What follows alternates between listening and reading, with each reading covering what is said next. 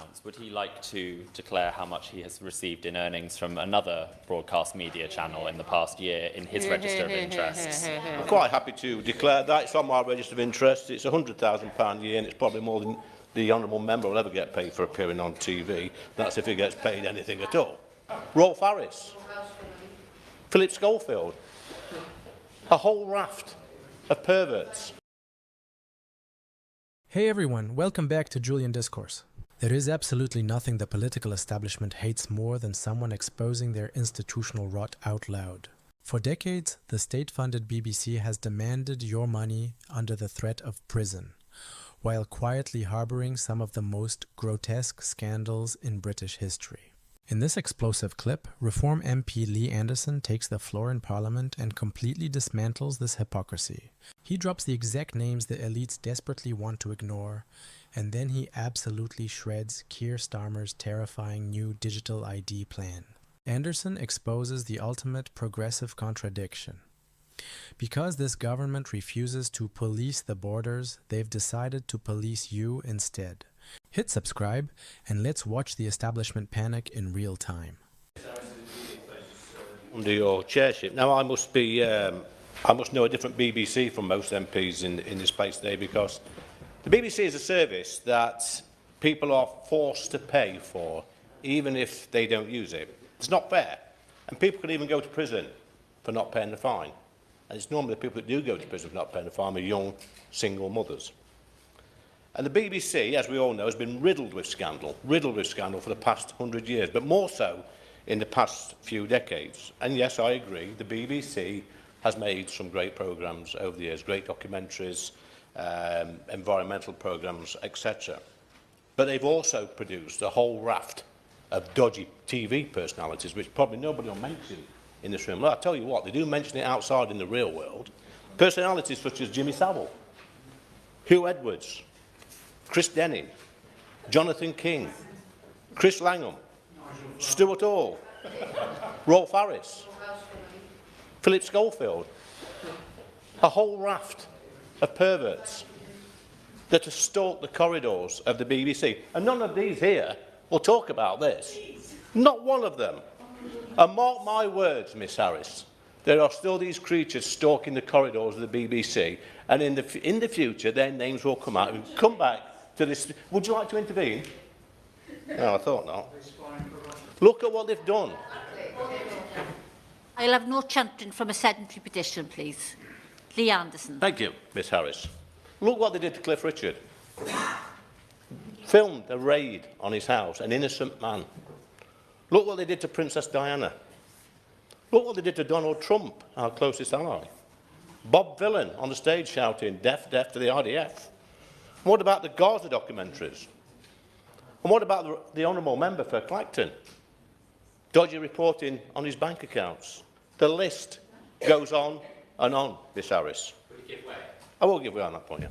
Tom Rutland. He mentions bank accounts. Would he like to declare how much he has received in earnings from another broadcast media channel in the past year in his register of interests? I'm quite happy to declare that. It's on my register of interests. It's £100,000 a year, and it's probably more than the honourable member will ever get paid for appearing on TV. That's if he gets paid anything at all.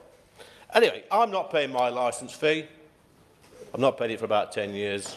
I'm not paying to subsidise the pensions of people like Huw Edwards.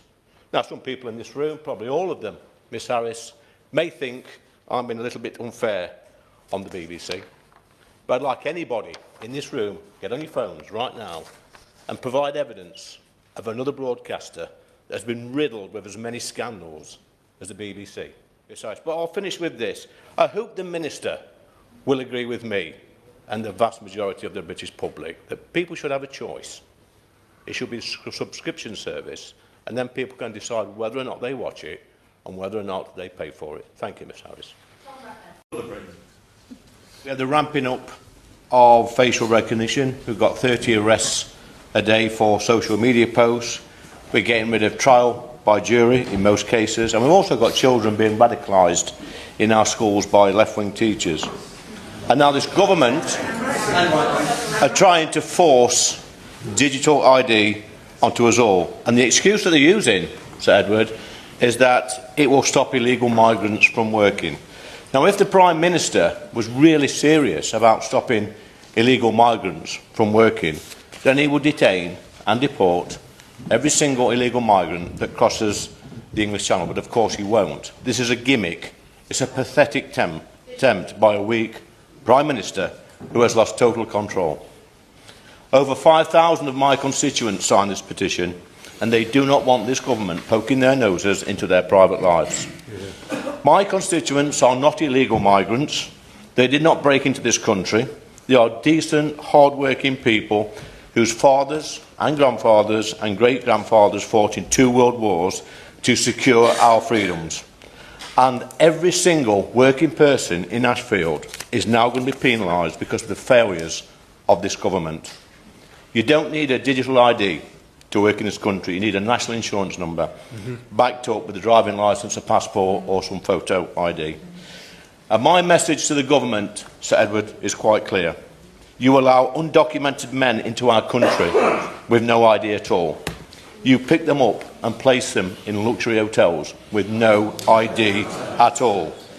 You then give them a free asylum claim and free legal aid with no ID at all. Yet you are ordering my constituents in Ashfield to get digital ID, and then you have the cheek to call us fascists. That's what they do. So just leave my constituents alone and concentrate on clearing up the mess that you lot created.